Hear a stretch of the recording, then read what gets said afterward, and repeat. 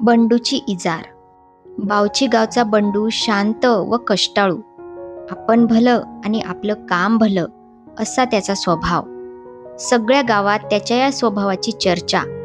सकाळी लवकर शेतात जायचं, दिवसभराचं काम आटोपून संध्याकाळी घराकडे यायचं. घरी आल्यावर आपल्या मुलीशी खेळायचं, कट्ट्यावर चक्कर मारायची आणि जेवायच्या वेळी पुन्हा घरी यायचं.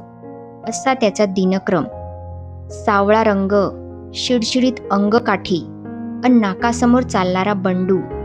एका वर्षी पीक पाणी बरं झाल्यावर बंडूनं कुटुंबासाठी नवे कपडे आणि स्वतःसाठी इजार शिवली.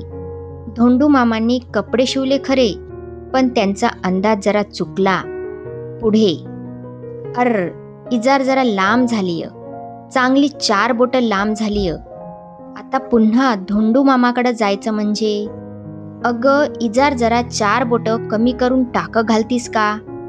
अहो सकाळी सकाळी आणि काय हे, जेवण बनवायचंय, नीताच्या शाळेत जायचंय, मला नाही जमणार. सुबे, इजार जरा 4 बोटं कापून टाकं घालतीस का? नाही दादा, मला केवढा अभ्यास पडलाय, आता कॉलेजची वेळ होईल, तू आईला सांग की. आई, ए आई, इजार जरा 4 बोटं कापून टाकं घालतीस का?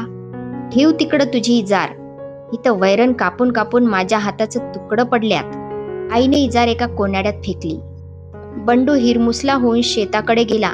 सकाळीच इजार दुरुस्त कराय पाहिजे होती. बंडूची बायको इजारीचे पाय कापते आणि दुमडून टाके घालते. आपला भाऊ किती राबतो, कष्ट करून मला कॉलेजला पाठवतो, मी दादाचं इतकंही काम करू नये. बंडूची बहीण इजारीचे पाय कापते, दुमडून टाके घालते. उगा खेक असले पोरावर, एवढा राब राब राबतोय पोरगा. बंडूची आई इजारीचे पाय कापते, दुमडून टाके घालते. आपलं काम आपणच केलेलं बरं. बंडू इजारीचे पाय 4 बोटं कापतो व टाके घालतो. सगळेच जण आश्चर्याने पाहतात. मी इजार 4 बोटं कापली.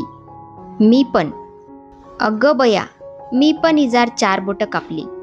आणि मी पण. चौघेही खळखळून हसतात. तर अशा प्रकारे बंडूची इजार हा पाठ इथेच संपला. भेटूया पुढच्या पाठामध्ये. तोपर्यंत धन्यवाद.